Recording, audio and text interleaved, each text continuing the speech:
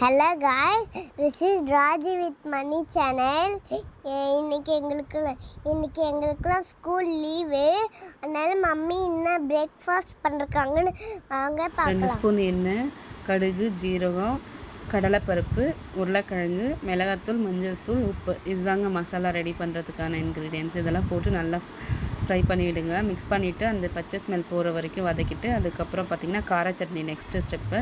கார சட்னி எப்படி அரைக்கிறதுனா, ஒரு வெங்காயம், ஒரு தக்காளி, ஒரு 4 பல்லு பூண்டு, 2 வரமிளகா இதுதாங்க போட்டிருக்கேன். இதை போட்டு நல்லா பேஸ்ட் மாதிரி அரைச்சிக்கோங்க.